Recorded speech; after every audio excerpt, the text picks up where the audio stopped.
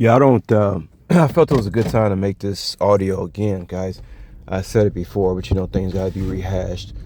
I don't like, how they making a spectacle out of Floyd, and now he's supposed to be the poster boy of what not to do when you get a lot of money.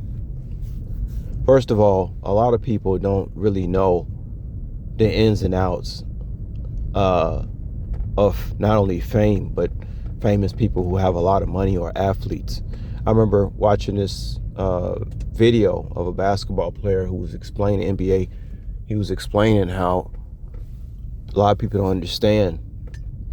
When you get $1 million contract, let's say you get a $50 million contract, half of that is going in taxes. And if you and if you're a guy who's, let's say, a NBA player, and you have a couple of kids by, a couple of women or something like that, those, I mean, dividends, things be dividing. It's like you get 50, your so-called 50 million can easily be 5 million, and that 5 million, out of that 5 million, you got to pay for a home or two just to, keep your business going. And you'll find out at the end of the day that really you're just like everybody else. It's just a name and an image. You see? That's why oftentimes you hear me guys talk about money in the way I do, because I know that at the end of the day we all out here trying to do the same thing. You could be a millionaire and be talking about, I'm just trying to survive. I've heard that before. People are like, oh my God, did you hear what so and so say? This dude make $100 million, and he talking about, I'm trying to decide whether I want to go to this baseball team because I gotta look out for me and my family.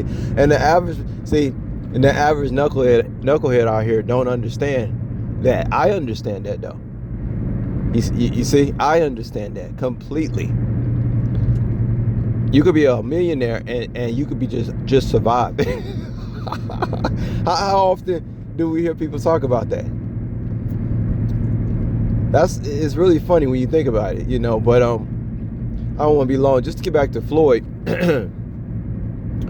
Yeah, I don't like the spectacle they made. Let me tell you guys exactly what I think of Floyd. First of all, I respect him. I'm talking about, like, I see him as like a brother. Okay, I don't care how you want to spend it or who's saying he's an a-hole or anything. People say I'm an a-hole. No, he's somebody. Let me tell you guys why I respect him though. Not because of what I think I know about him from being a famous boxer. It's because I like the way he carried himself throughout his career. See, when you come out of the Midwest as a black man, you come from one of these cities where there's, I think he came from outside of Detroit or something like that. You got two things you can do. You can act like everybody else expect you to act, or you can exemplify a form of professionalism that shows and proves that you're a cut above the rest. I feel like Floyd did that. Okay? And all people can do is say, oh, he liked the flash. That's the only thing they can come up with, is how flashy. But it's his life. It's his life. But people always want to make a spectacle out of you, especially if you're a celebrity.